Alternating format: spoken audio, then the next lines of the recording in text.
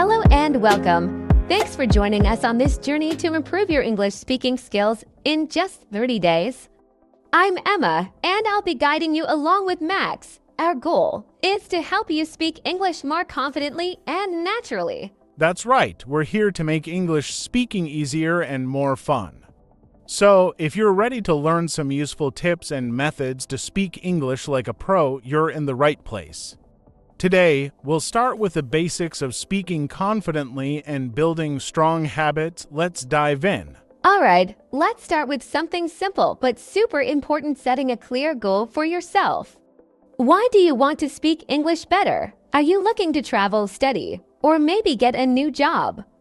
When you know why you're learning, it keeps you motivated and focused. Yes, goals help you measure progress. For example, if your goal is to be able to hold a basic conversation, that's great. Write it down somewhere, but remember, don't be too hard on yourself. Learning a language takes time, and small steps will help you reach that big goal. Now, a lot of people get nervous speaking English because they think they have to be perfect. But here's a tip: don't aim for perfection, aim for improvement. If you can express yourself, even with a few mistakes, that's a big win. Confidence is key. Absolutely. One of the best ways to build confidence is through practice. So, let's talk about a few easy ways to practice English speaking every day, even if you don't have someone to talk to. Yes, one great method is shadowing. Shadowing is when you listen to someone speaking English and you repeat what they say right after them, almost like an echo. You could use a TV show, a YouTube video, or even this podcast. It helps with pronunciation, rhythm, and even understanding how sentences flow. Another idea is to record yourself speaking. It might feel strange at first, but when you play it back, you'll hear how you sound. This helps you notice your mistakes and track your improvement over time. Plus, it's a great way to get used to the sound of your own voice in English. Yes, and don't forget about talking to yourself in English. It sounds funny, but it works. Try talking about your day, what you're doing, or even what you plan to do tomorrow. When you think or speak out loud in English, it helps you get comfortable with the language. Now, let's discuss the importance of listening. Listening is a huge part of becoming fluent. The more you listen, the better you'll understand different accents, new words, and natural ways to speak. So, try to listen to English every day, even if it's just for 5 or 10 minutes. Exactly. And here's a tip to make listening even more useful: don't just listen passively. Try to pay attention to words or phrases that are new to you. Write them down and try to use them later. That way, you're actively learning while listening. Another thing you can do is watch something with subtitles. It could be a TV show, a movie, or YouTube videos like this one. Subtitles help you connect spoken words with their written form.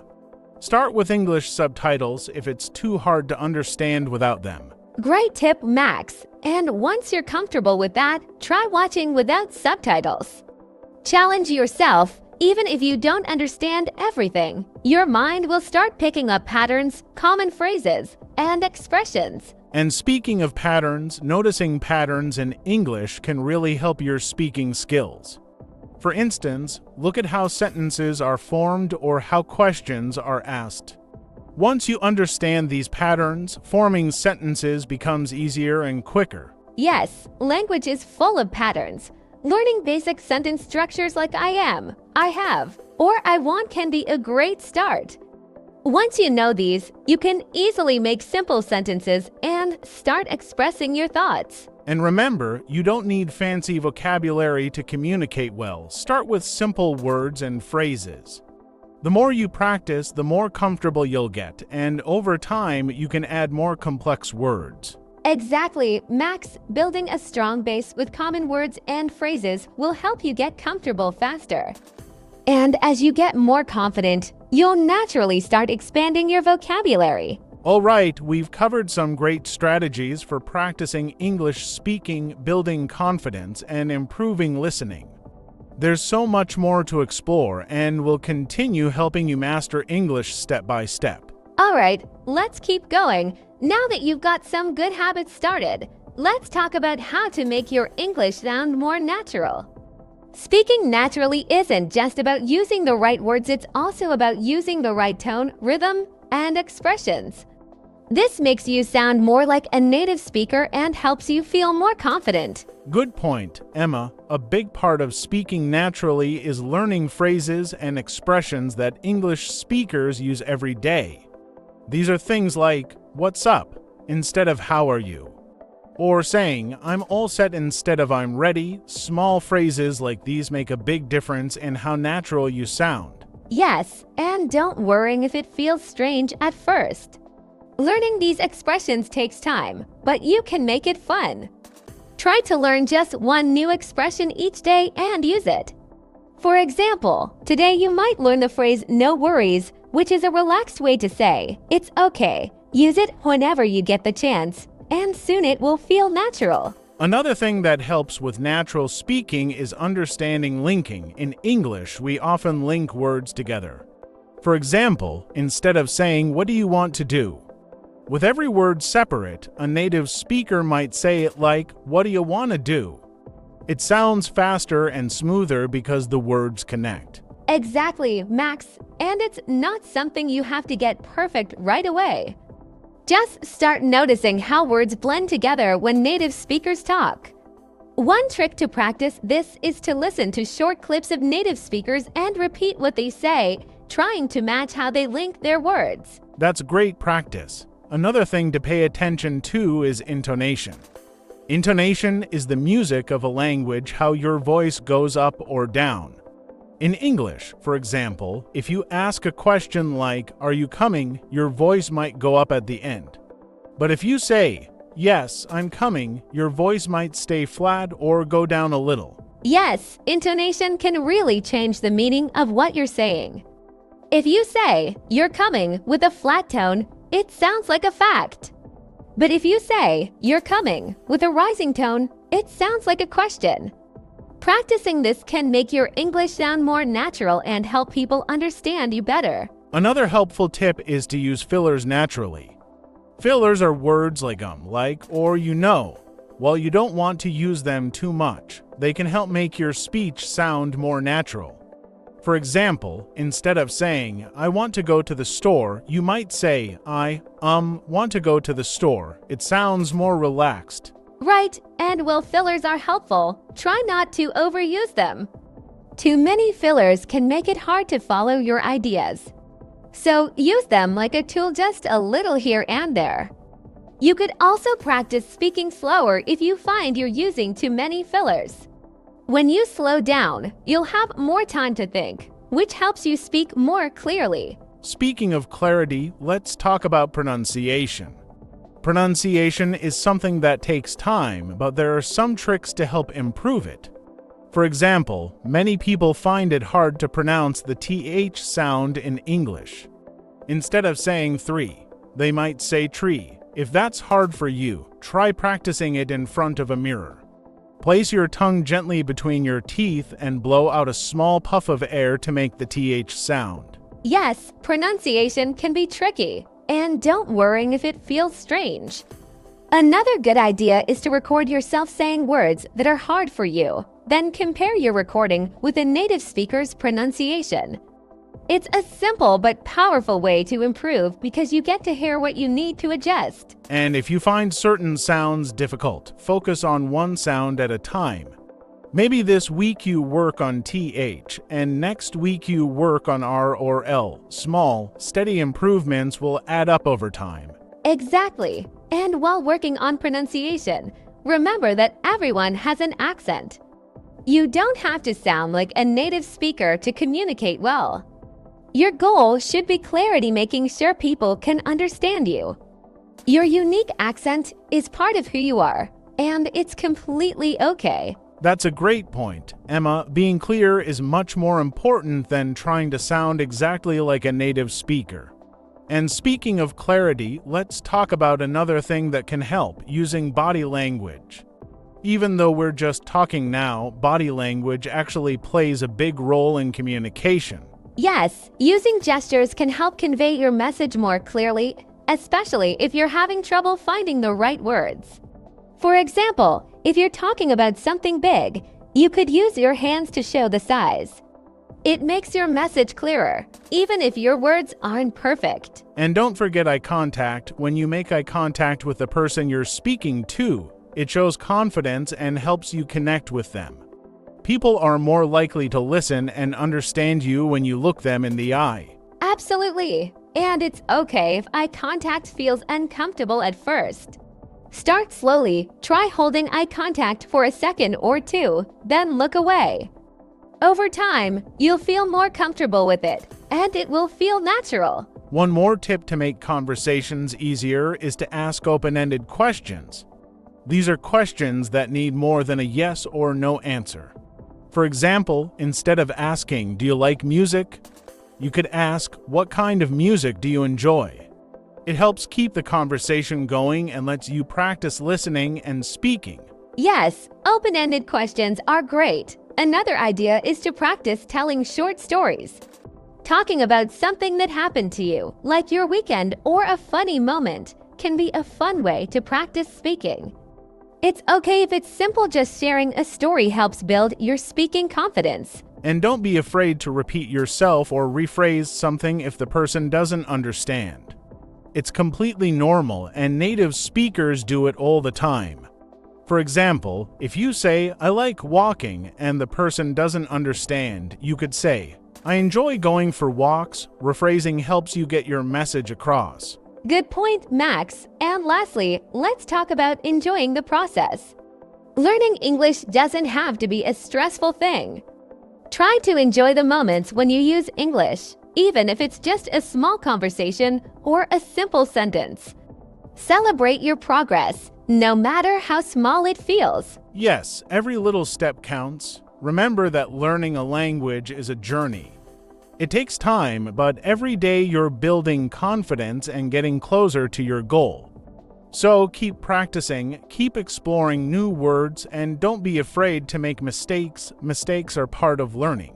Exactly, Max. We're so glad to be a part of this journey with you. All right, everyone, we're back and ready to dive deeper.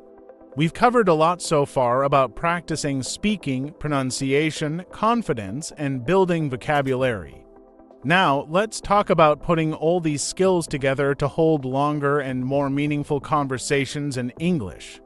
By the end of this part, you'll have some practical strategies to really engage in conversations with confidence. Yes, one of the best ways to get comfortable with conversations is to learn how to react naturally.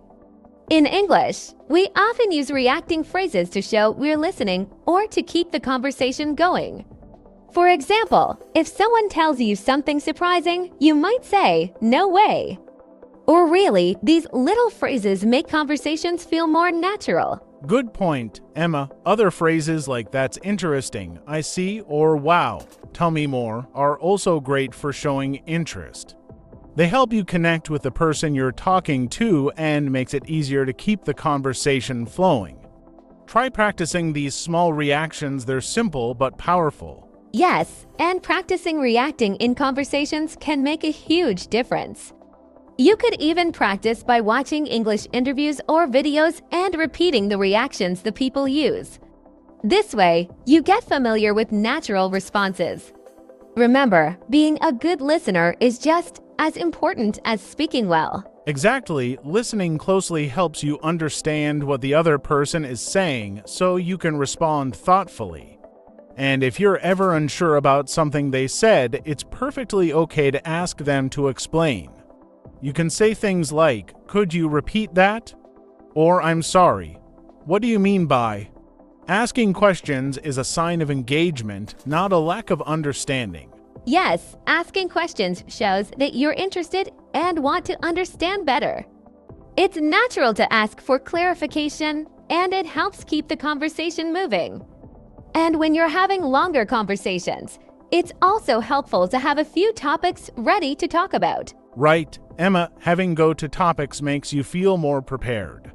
You could talk about things you enjoy, like a hobby, a favorite movie, or your weekend plans.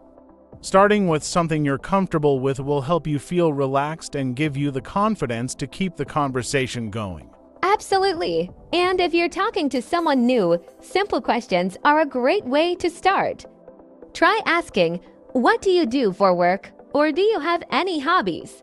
Simple topics like work, family, or weekend activities are easy to talk about, and people generally like to share these details. And once the conversation starts, don't feel pressured to talk too much. Sometimes people worrying that they have to keep speaking all the time, but it's okay to take a moment to think before you answer.